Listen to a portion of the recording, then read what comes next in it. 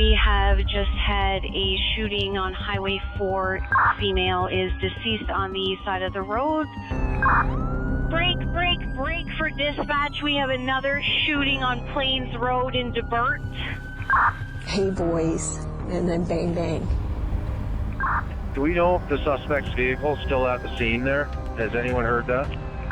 Enfield, big stop. Enfield, big stop. Yes, you're covered. Back up. 5 and Hotel 5 shots away. Suspect is down.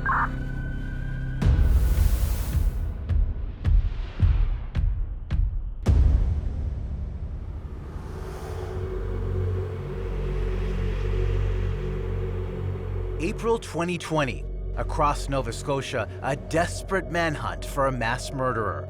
A lone gunman driving a replica police cruiser. During a 13-hour rampage, he's killed neighbors, acquaintances, even complete strangers. Until, cornered by police, he dies in a hail of bullets, the final act in Canada's worst mass shooting. 22 victims, lives cut short in acts of madness. Their passing marked by makeshift memorials with questions about who would do such a thing. The killer's name, Gabriel Wortman. The person who knew him best was Lisa Banfield. Come here now. Good girl.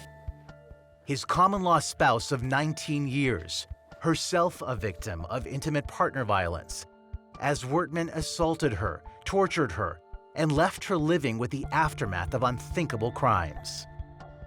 I just want you to know if I ask you something and if you need a break, we'll take it, okay? Okay. Thank you. Why did you want to do this interview? I want people to know that you can't judge anybody. Because when you're in that situation, you're being manipulated. When you're in it and you're just surviving. Hello, my name is Gabriel Wortman. Surviving Gabriel Wortman. To most who knew him, Wortman was the denturist with a practice in Dartmouth that was all smiles. But behind that grin was a violent temper he took out on friends, associates, patients, and most of all, Lisa Banfield, his co-worker and spouse. Throughout my whole life with Gabriel, nothing was ever normal. What he did was to the extreme of anything. And for Lisa, that became her new reality, regardless of the personal cost. I lived with that. It was normal to me. And really, in your case, you had to adapt, or else it was survival. The thing is, I loved him. And how do you love somebody that beats you? And I thought, if I can just love him enough and show him what love is, then maybe that would help him and he would, become normal. But I was a fool to think that I could, but I wanted to be that person for him. This is where their ill-fated love story began. Lisa's first marriage had ended, and she was looking to find somebody new to spend her life with. Tell me about how you met Gabriel. I could see this guy at the bar, and he's waving, and I just smiled, kind of thing, right? So it was coming to the end of the night, and we were getting ready to leave, and then Gabriel came up to me, and he goes, well, can I get your phone number? And the only person I ever gave my phone number to was my ex-husband. He was tall, handsome, turtleneck, black leather jacket, black dress pants. So we looked put together, and he had a nice, kind-looking smile, and I'm like, okay, so I gave him my phone number. And I just got home, and within half hour or so, he called me, and we talked till like 3 in the morning. I thought it was You so talked for sweet. that long? Yeah. So he asked me to go out on a date the next day, and he showed up in his BMW convertible. We were at an intersection, and this girl from behind in the van rear-ended us. And in my head, I'm thinking, okay, this is a good test to see, okay, is he gonna freak out or Moment or of truth. Yeah. For character. Yeah. And he went up to them, and he's like, it's okay. And he was just so gentle and kind with them. And I'm like, oh, wow. Like, it was impressive to me. The moment of the accident showed you what about him? That he had, was what, compassion? Yeah. Compassion that day. But what she didn't know early in the relationship was that he also had a dark side. a violent temper. He'd been convicted of assault and, as an inquiry would later find, was violent when he drank alcohol. So the courtship begins. Everything's going well. How soon after did you move in together? Within 6 months. It just seemed like we had so much in common, and we were both hard workers. And the fact that he was giving me all this attention where I never got from my husband, and I craved that, so it was like, oh my gosh, like I love this. But it started off as trying to separate me from my family.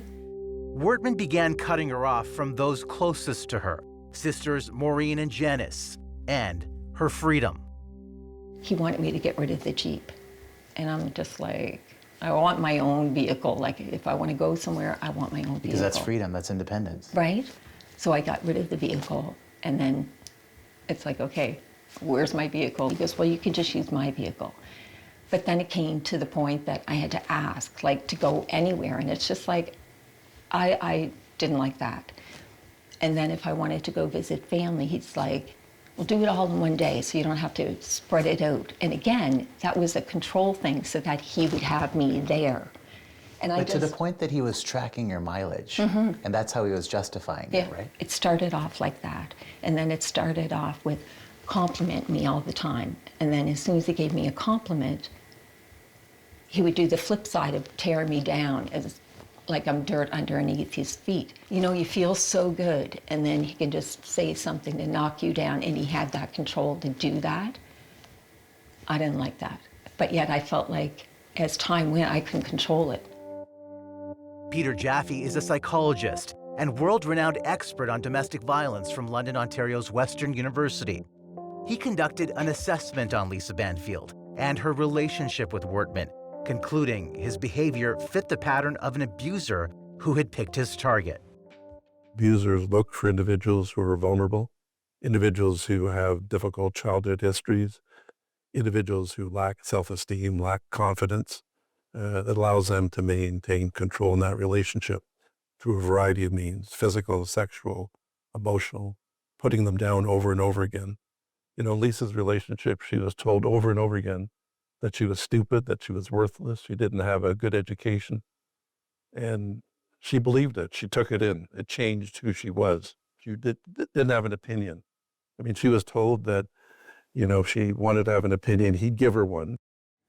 Take me back to the first assault. The street was having a party. I said, okay, you're driving, and I'm not staying the night. I'm coming home. Just putting that out right now. And he's like, yeah, no problem. So I'm talking to people, and I happened to look over, and I can see that Gabriel's drinking. So I ended up going over to him, and I'm saying, you know what? You've been drinking. You were supposed to drive. If you want to stay, you stay, but I'm leaving. And I got in the Jeep, and then all of a sudden, I get this whack in the face, and I'm just like, I'm stunned, because I'm thinking, like, I've never got hit before. And then he hit me again, and I jumped out, and I started running across the road into the woods, and he grabbed me by my hair, and he's hitting me like this, and I'm just trying to protect myself so he's not hitting me, not knowing where he's going to hit me next. And he got me out to the road, and he's hitting me, and at this point, I just started screaming. Police were called, but fearing the consequences, she didn't speak with them. So I got back to the party, and they're still all around, and they're looking at me like, what happened? And I could see this police car going by, and Gabriel was in the back, and they said, do you want to talk to the police? And I said, no, I don't want to get anybody in trouble. What did you think that would do if you were to speak to police in that moment? This is how sick I felt at the time, is I don't want to get him in trouble. I know what he did was wrong, and there's no excuse for it, but I didn't want other people looking at him like that, like a monster. But he was a monster. A Jekyll and Hyde who could be charming and then vicious. And Wortman seemed to be above the law. As a public inquiry would later conclude, police failed to properly investigate complaints about him. What do you think when you look back and you think of all these people who were witness to the abuse, the horror, and did nothing? I'm angered by it. But some people, I understood, and because they were scared of him too. Did anyone call police ever? Not one time throughout my whole 19, almost 20 years with Gabriel did a police officer come to me once and ask me anything. Never. That's sad. So the people who were supposed to protect you did what instead? Ignored it. And abandoned. Mm-hmm. Lisa moved in with her sister Maureen for a short time, but was soon back with Wortman. Your life's at stake. Mm-hmm. Why did you go back? After the first time, where he was so heartfelt in his apology, I truly felt like it was a one-off. But then being with him and it continued, I stayed because he would be like putting things out there. Like, I know where your family lives, Lisa. And He threatened your family? Yes, multiple times. So I'm thinking, okay, if I leave, that's one thing, but he knows where every one of those people live. Leaving is a complicated process. Leaving requires support from your family, from economic support.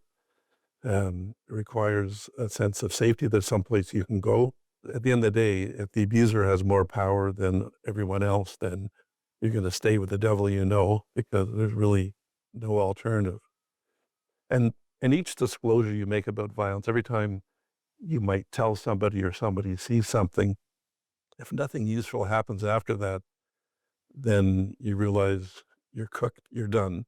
He was brilliant, but he also had the mind of a sick human being. Sisters Maureen and Janice could only watch helplessly as Wortman cut off family contact. That first assault, honestly, we thought would be the last. I thought, okay, it's not going to happen again. And then the pattern started. I have a lot of guilt about not standing my ground more with him. And, you know, it was a struggle because I knew that in order for me to see my sister, you were accepting what was happening. Did you think that he would kill her? We did. But it didn't change anything because she wasn't going to change. She was staying with him.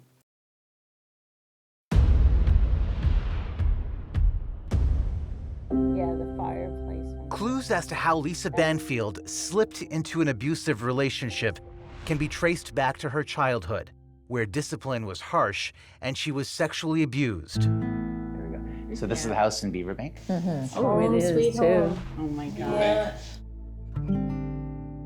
Mom and Dad. She's like freaking Queen Elizabeth.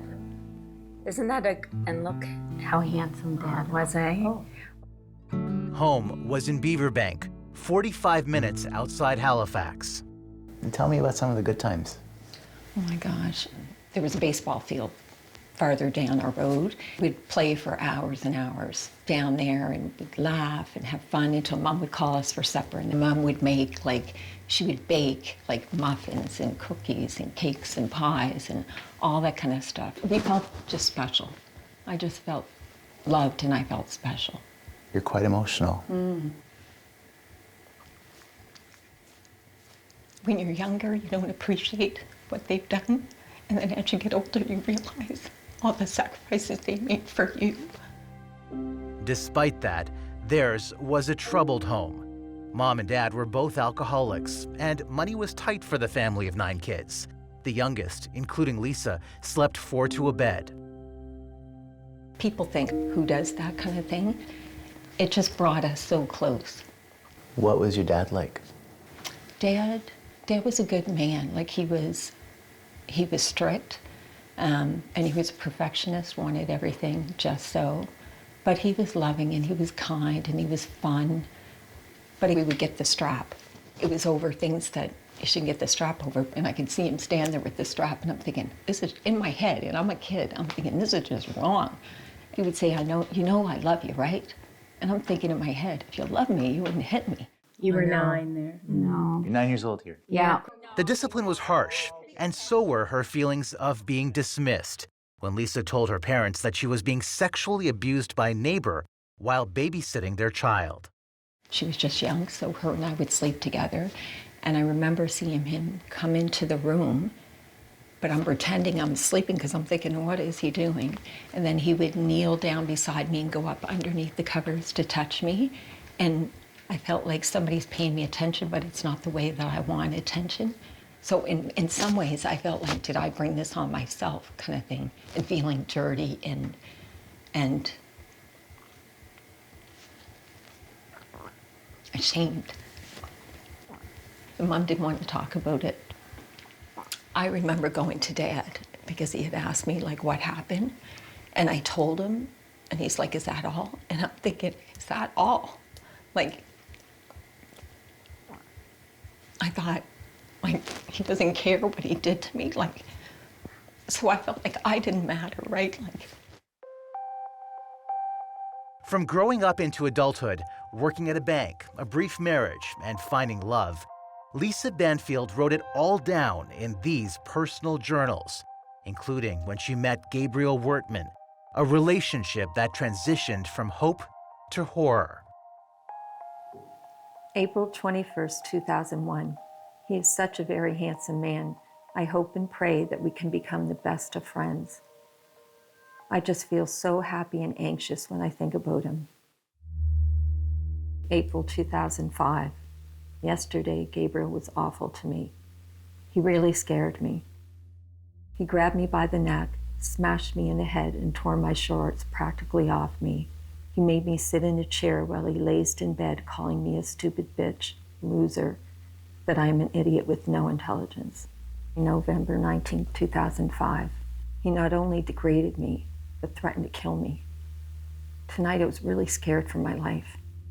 A life that Wertman was determined to control. The one time that I came home, he was irritated and he had my journal in his hand. I'm like, what are you doing with my journal? And he's like, why would you write this about me in here? And I said, those are my personal thoughts. You have no right to take it. And he took it and he threw it in the toilet. And I'm thinking, oh my gosh, like, I can't talk to my family. Now I have to even hide my journals because I can't even get my thoughts out. So it was just like all of this stuff spinning in my head, like, what am I gonna do? I would write whatever I was feeling and then I'd throw it in the fireplace and burn it so he'd never find it. So really he robbed you of your dignity, he robbed you of your thoughts, and he robbed you of your words. You know, people say, like, why would you stay? Well, nobody's gonna stay if it's good all the time or if it's bad all the time. Clearly, he showed me parts of him that were vulnerable and that he was a little boy and he didn't deserve. So I would focus on those times. Peter Jaffe, an expert in intimate partner violence, believes those vulnerabilities masked his troubled past. He grew up with horrific abuse as a child. You know, he was a violent, dangerous individual, you know, long before he met Lisa. He had assaulted and threatened other people. He was doing dangerous things. He was collecting weapons and ammunition. The police knew that. He was going to kill his parents. You know, he was going to kill a police officer. There was enough red flags and warning signs that somebody should have said, stop, enough. But nobody stopped him. An inquiry would later find numerous complaints about him made to police, barely investigated. A family trip to Cuba remains etched in Lisa's memory. Wertman and his father, who abused him when he was a child, were on that trip. When they got into a heated argument, Wertman exacted his revenge. He wanted his father to admit what he did as a kid, and his father wouldn't. And that's when he started beating him. And that was the first time I ever saw him get physical with anybody other than me. And I'm thinking, I can't stay here and watch this. And then he came later on after he finished with his dad, and he comes in and he's smiling, he goes, I got him. And I'm looking at him like, you make me sick. Like, who does that? I don't care what he did to you. There's a way of getting your point across without being violent. But with Gabriel, that's all he knew. And he went to the bathroom, and then I get a knock on the door, and it's his father, and I'm thinking, oh my gosh, you just got beat. His face is swollen, his eyes, like it was a sin. I felt bad. And he said, Lisa, he said, you know what? I was a bastard to my son, and I was a bastard to my wife. And he said, if you don't leave him, he's gonna do this to you. COVID-19 can be characterized as a pandemic. March 2020, the World Health Organization declares a global pandemic. Countries close borders. There are lineups for toilet paper and businesses closed, including Gabriel Wortman's denture clinic in Dartmouth, Nova Scotia. The entire world changed, and it did for you too. He wanted to move up to the cottage, and again, none of my family were allowed to go up. He was so fanatical about this that, you know, he said if I was around my family and I brought something to him, that I would pay the price, basically, right? So. What do you think he meant by that? Oh, he would be physical, or he would do something to me. Because he knew how to control me that way by scaring me. Their cottage home in Portapique overlooked Cobequid Bay, and in a building they called the warehouse, Wortman showcased his prized possessions, including a replica RCMP cruiser he'd bought from government surplus, and which he had restored. Also hidden here behind the bar was a cache of guns, and isolation fed his paranoia. He thought the world basically was going to end, and like he's seen on movies how, you know, the apocalypse where people are busting in, you know, stores getting whatever they loot they can to survive, and he's thinking they're going to come get all of our stuff. This all-consuming sense of paranoia, had you seen it before throughout your time together? Yeah, I would see it sometimes, but not to this extent. So the pandemic raised it, that just amplified totally it. changed who he was. Like it just, everything, it just changed. Like he was a very sexual person, didn't want sex at all. Lost interest. Everything, he lost interest in everything. He was just so consumed with whatever Trump was saying and whatever was going on, and thinking that the world's going to come to the end and people are going to come and try to take what we have. And it was just, in my mind, crazy talk. And then he heard his friend down in the States saying, you know, you can't get bullets, you can't get guns, you need to protect yourself, Gabriel, blah, blah, blah, blah, blah. And I'm like, Gabriel, it's gonna be fine. It almost sounds like he was preparing for the end of days. Yeah. Like even like wanting all the money out of the bank, and him saying that, you know, banks are gonna crash, I'm gonna lose my money. And I'm like, Gabriel, the banks aren't gonna crash. And so that's when he wanted all the money out of the bank. $475,000 in cash. What do you think when he presents that plan to you? I'm thinking it's not normal, clearly. And I'm thinking his paranoia, like he's getting crazy at this point. I thought it was nuts. One problem, for that large a withdrawal, he had to go right to the Brinks compound in Halifax. This security footage shows Wortman arriving in another surplus police car, this one undoctored, to make the pickup, waiting in the safe room, signing the paperwork, and leaving with a bag stuffed with $100 bills. And then he got all this money, and then he's like, we'll bury it.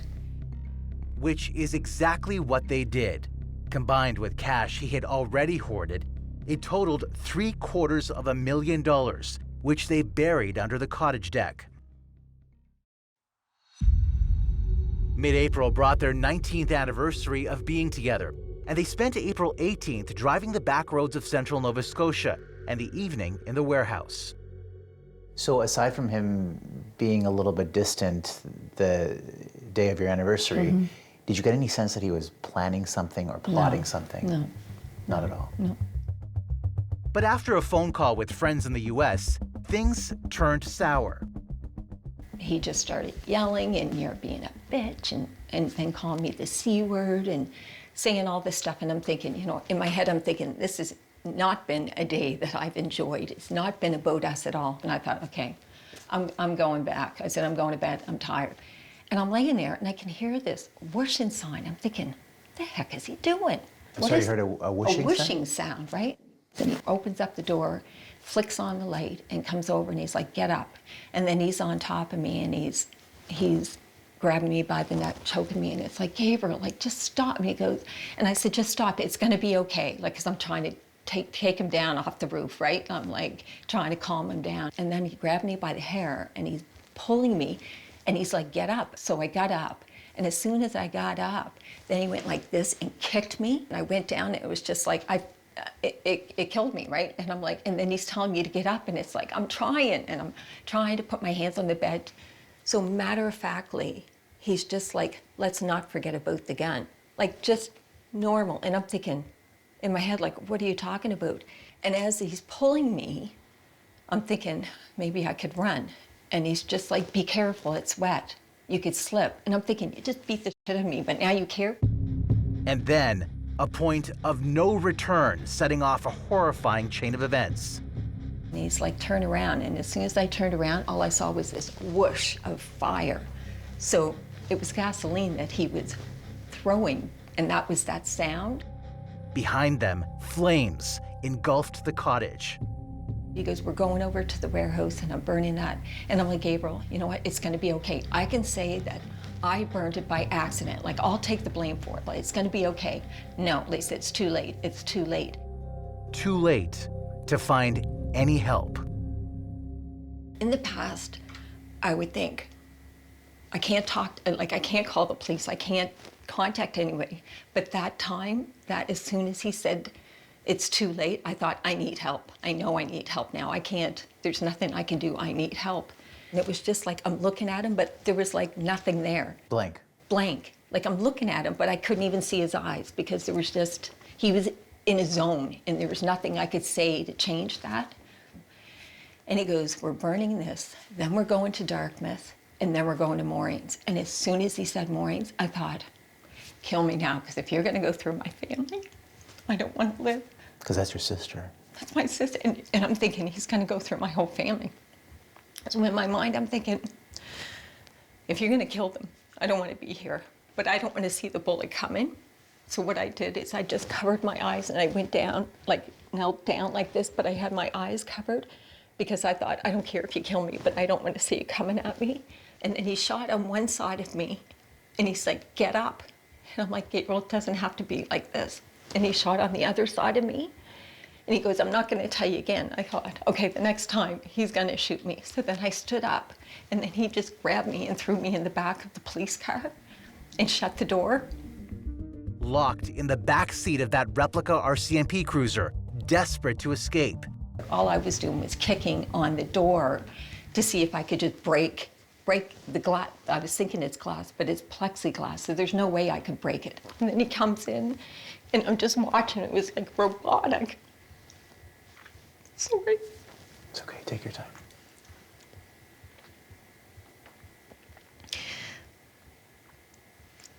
Take your time. So then he just passed the front of the car and just went upstairs to where there was an apartment that he built. And I'm thinking, I gotta get out of this car. And then I went to the other side, passenger side, and then I just went to the middle and went like this and they opened. I got out and I just started running through the woods and it was so thick, it was just hitting me in the face. So then I just dropped to my hands and knees and just started crawling. And I just started crawling till I found this big tree on its laying down, and there was like a hollow out of it. And I thought, okay, if I can just try to line my body up like this and I'm in black, he won't see me. Hiding in the dark, Lisa could hear the sounds of Wortman's rampage and see the glow of fires he lit through Portapic. So I laid there. I could hear things, and I'm thinking, is it fireworks? Because we had fireworks in the cottage or in the warehouse, but clearly it was gunshots. But in my mind, I'm like, no, he's not doing anything to anybody. It's probably the fireworks. And then it would stop, and then I would hear it again, and then I knew, like, but it's like, where am I gonna go? And then all of a sudden I see this fire on the other side. Then all of a sudden I heard two guys like cursing, saying, holy F, like what's happening? And I could hear them plain as day. And all I heard was, hey boys, or hey fellas, and then bang, bang, and then dead silence. And I'm thinking I was that close. Like, I just think,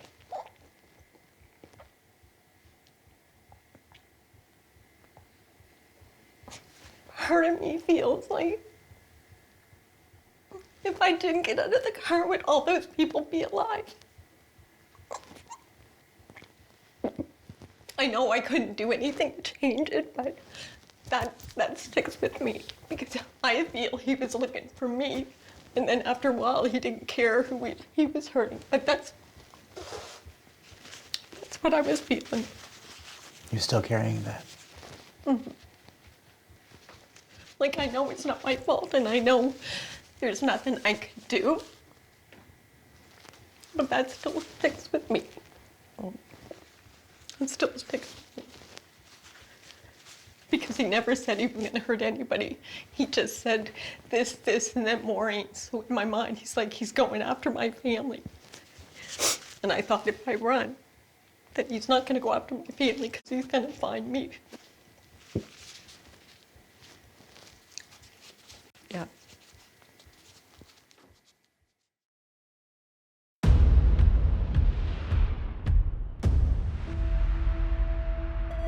In the early hours of April 19, 2020, a crazed gunman terrorized central Nova Scotia. And in the thick forest around Portapic, his spouse prayed he wouldn't find her. What Lisa Banfield did not know as she shivered in the hollow of a tree on that cold spring night here in Portapic is that Gabriel Wertman was on an unconscionable killing spree. Among his 22 victims, a healthcare worker who was pregnant, a police officer with 2 young children, and a 17-year-old girl who had her entire life ahead of her. His first 13 victims were neighbors, many of their homes set ablaze. And then Wertman began driving the back roads of Nova Scotia in his replica police car. Surveillance videos later obtained by police show him on his deadly route. From Portapic through Great Village, and then into Debert, a former Air Force base, where he spent the night parked in the industrial park. Which direction was he headed, towards Truro or towards New Brunswick? At the time, first responders struggled to make sense of it all. The car we're looking for is a fully marked PC. They're saying there may be multiple victims there. We're trying to get some more reports. RCP are requesting more ambulances. He emerged at dawn to continue the killing spree, while Lisa climbed out of her hiding spot. I was just praying to God that I would make it through the night. So then it became light, and I'm like, okay, I'm gonna get out of here. And I just started running. And then I saw the host, and I just started banging on it because I'm thinking, is Gabriel out there and he can see me? He let me in, and I just said, Gabriel lost it. And he's like, yeah, no kidding.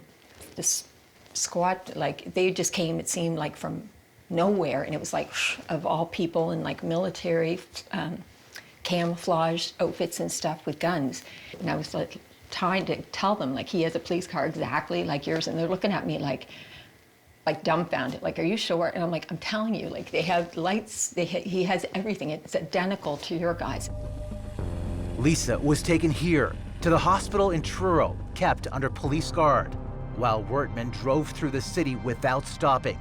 He was headed south towards Dartmouth and Lisa's family. Along the way, he shoots a Mountie, kills another, and murders complete strangers, switching to cars stolen from his victims. Then, needing gas, he pulls into the service center at Ennis, Nova Scotia. Just seconds before 2 Mounties in an unmarked car pull up on the other side of the pump. Enfield, big stop. Enfield, big stop. Yes, you're covered. Back up, back up. Oh, shit! Hotel 5 shots away. Suspect is down. It is the end of Gabriel Wertman's rampage. The Mounties got their man. Now they focused on Lisa Banfield, not as a victim, but as a suspected accomplice.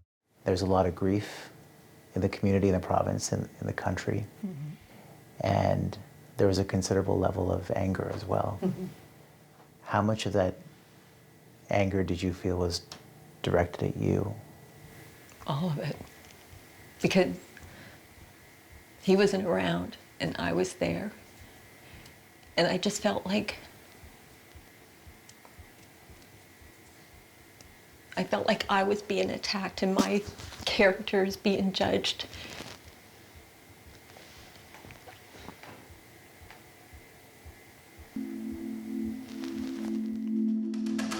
Lisa gave the RCMP 4 interviews, the first from her hospital bed in Truro, the last back in Portapic. And we're here to do a reenactment with Lisa Banfield and the lake. An opportunity, she thought, to find closure.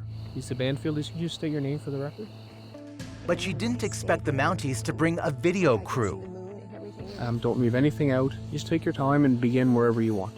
Were you caught off guard? Were you surprised? Did you feel like it was an ambush? That's what I felt like, you know. I could see a house in the distance on fire. I'm thinking I came out through there, and then I remember seeing a fire over here and hearing the two guys, and then, hey boys, and then bang, bang. There were people out there who were doubting your story, and they were saying that you didn't actually survive the night in the woods like you said you did. And so you really wanted to find that tree where you hid. I thought if I have somebody here that can see it in real time with me, they'll believe that I was there, because this is what I saw and this is how I survived that night. If I can just find that tree, this is it. Did you feel vindicated in that moment? And then the RCMP stunned everyone. Despite assurances that she was not a suspect, they used their interviews with Lisa and family to charge her and 2 relatives for buying bullets for Wortman. When he asked you to get bullets, did you feel that you had the option at all of saying no? Well, I just tried to reiterate, like, why do you need more? You have lots of them. And he's like, well, you know, we need to protect ourselves. I just wanted him off my back because he was just on me, and I didn't want to hear it anymore. But had I have known that that's even illegal, I would never put my family in that situation. Or myself, like. There was such a betrayal. I felt such a betrayal from the police, in that I felt that they took advantage of us as a family. He wanted bullets. She didn't see the need for that, but he wants bullets, and what Gabriel wants, he gets, or she'll pay the price. She went from being victim number 1 to public enemy number 1. Jessica Zita is Lisa Banfield's lawyer. What do you think their motivation was for charging her? I think there was a lot of pressure on them to give answers. And so Lisa maybe provided a scapegoat, but I definitely think it was a convenient distraction. These families needed it so desperately. They needed answers. And to just point them in a direction that took the heat off of the RCMP. What does that do to a woman who's suffered abuse at the hands of a man for 19 years, and now, in your words, to be made a scapegoat? You just want to help, and you want to be a beacon to your community, and you want to do what you can to give everyone the answers that they need. To all of a sudden have that turn on you, have your words turn on you, I don't know how you come out of that. Psychologist Peter Jaffe believes those charges mistreated a victim. An expert assessment he provided to the Mass Casualty Commission, a public inquiry into the massacre. Lisa Banfield had no choice or option. She had no autonomy. I mean, she was being controlled 100% by her abuser. She had no foresight that the ammunition, could be part of what ultimately happened, although there's not evidence connecting the ammunition to the ultimate tragedy. But she had no choice to say no. She could not say no to him. And I think she was re-victimized by the police. Re-victimized, although the charges were eventually dropped. She's already gone through, a marriage filled with abuse. She, was attempted murder. I mean, the night she got away, and then she's being held accountable somehow for 22 deaths. So she's been re-victimized by the very process. Here you're blaming an abuse victim for what transpired. All right, team so we can start walking at the pace. Across Canada, intimate partner violence is marked annually with a candlelight vigil. In Nova Scotia, it's especially poignant. Here, a mass murderer abused his partner for 19 years and then went on a killing spree that left 22 people dead. Christina Fifield is a therapist who has worked with the common-law spouse of that killer, Lisa Banfield, to try to change public attitudes, but finds it an uphill battle. Did society fail her? This was a failure right across society, and I think that speaks largely to what we're seeing across our province, across Canada, and globally, is that we still do not have a lot of people trained to respond to people that are perpetrating harm and violence and individuals that are experiencing violence. 6 months after the rampage, the federal and Nova Scotia governments appointed the Mass Casualty Commission, an inquiry into the tragedy, tasked to provide recommendations to prevent a similar occurrence. Psychologist Peter Jaffe. And over the years, we've had various inquiries and inquests, and we've made the same recommendations over and over and over again. So we're good with awareness, but we're pretty lousy when it comes to putting awareness into action and looking at major societal changes. And the solutions are pretty straightforward. It's better training for all professionals, especially police, crown attorneys, judges, more training within the healthcare system, mental health providers, understanding more about domestic violence, more on public education. Had those charges not have been brought forth, Lisa was willing to sit down with all the 22 victims and unborn child's families and say, you know what, you ask me whatever you want to ask me. But instead, it was them against us. And it was so difficult because I'm listening to what's being said.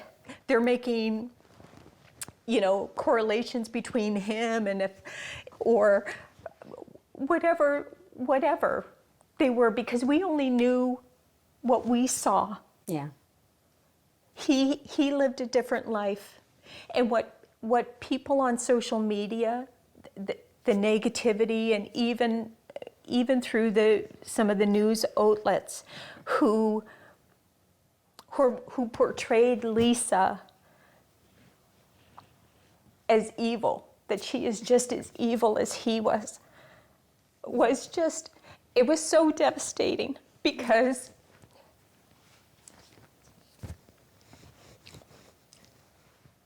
it was so far from the truth. There's a local reporter who used the term witchification, the witchification of Lisa Banfield. Do you feel it's an accurate term, witchification? I do, because the people that are involved, it's sad because they're hurting, and I feel their pain. A pain she carries with her own. Sitting here, and sometimes I'd bring my car down, and I'd just sit, and I would think, and I would journal.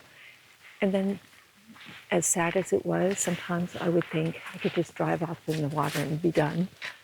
You had that thought? I had thoughts like that all the time. Wow. But then I thought, it wasn't about me. I thought, what would the family do? How would that impact them? So even at that time, you were thinking about them. Well, I think Lisa obviously has a long road ahead of her. You're living with trauma, and I think her recovery is slow. This is an overwhelming life event. I don't think you ever recover.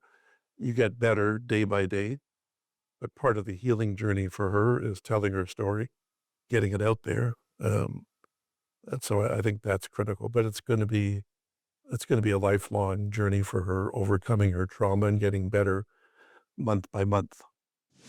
She's written a book hoping her story can help others, particularly her message to those in violent relationships: seek help.